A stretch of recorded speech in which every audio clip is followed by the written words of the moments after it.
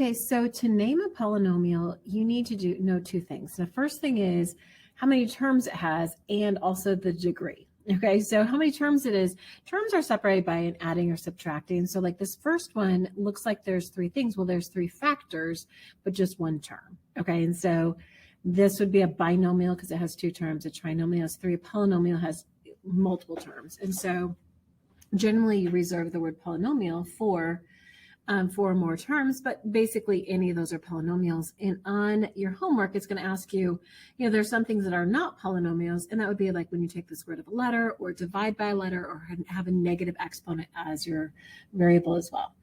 And then to name them by their shape, you look at the highest degree term, and then you name it based on that, because that'll tell you kind of the shape if you were to graph it. So in the olden days, they used to name women constants, because they would like be true.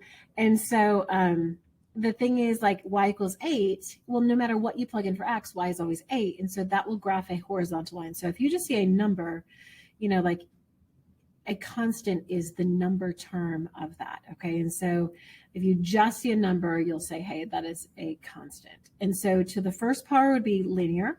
And notice if you graph it, it would look like a line. To the second power is a quadratic. To the third power is to the cubic. Okay, so you can name it based on its shape. And so cubic would be to the third power, quartic would be to the fourth power, quintic is to the fifth power. And then after that, there may be special names, but we're just going to call it 6th degree, 7th degree, etc. And so a summary of that is going to be up here above. So you're going to name it based on the degree of the highest degree term, and then also how many terms there will be. And so I think the big thing is, we also have leading coefficient. That's when you put in order, standard form, that coefficient in front of it, and the degree is the highest degree term of that polynomial. And so looking back here, you can put these into standard form. And so this would be, let me zoom in a little bit so you can see this better. But we've got 4x squared plus 2x and then minus 1. The degree is 2, and this would be a quadratic. And let's be a trinomial. The next one, you should put x to the 5th first, and then the 7x cubed minus 11x, and then minus 2. This would be a quintic polynomial. This would be 4x cubed plus 15x. This would be a cubic binomial. Okay, the next one would be linear, first degree, because x is to the first power, linear binomial. The next one would be 9x to the 4th and 7x squared minus 4. This would be a quartic, and then trinomial. The next one just has one term. It looks like there's three things. It has three factors, but one term. Terms are separated by an adding or subtracting sign. And so it's 5th degree. You add up the exponents of the variables within that term.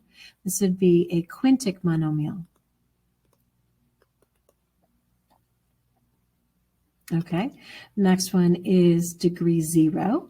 It's a constant, and that would be a monomial. Okay, the next one has two terms, so it's a binomial, but each term has a degree. This would be 7th degree, this has 2nd degree, so it'd be 7th degree, and it's a binomial. The next one's not a polynomial because it has a negative exponent. If you look at delta math, like the square roots of letters and dividing by like letters in the denominator, those are not polynomials. So you don't classify them, you just write not a polynomial. And the last one would be 3, 4, 5, 6. This has 6 and this one has 4. You add up the exponents. This is going to be a 6th degree, and that would be a binomial.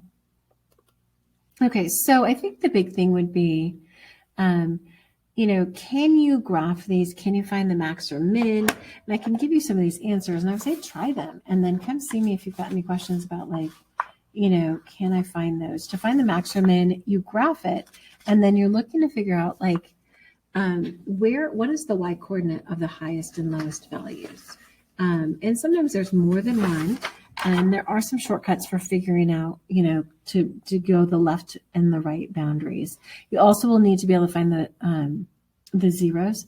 This is a quartic polynomial. The min, there are two. They're the negative, or the y coordinates negative 0.96 and positive 0.86, and then the max is going to be 0.10. Again, see if you can get these. This is a quintic polynomial, and the min is going to be negative 1.36 and 0.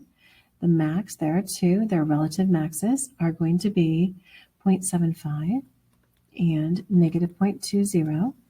This next one is a cubic trinomial. It is negative 0.44 as the max, and then the min is going to be 0.44, the min. And then over here, it's a quartic trinomial. It is going to be both positive and negative 0.87. You could put 0.87, negative 0.7, those are maxes. And then the min is going to be 0. All right, thank you. Have a good day.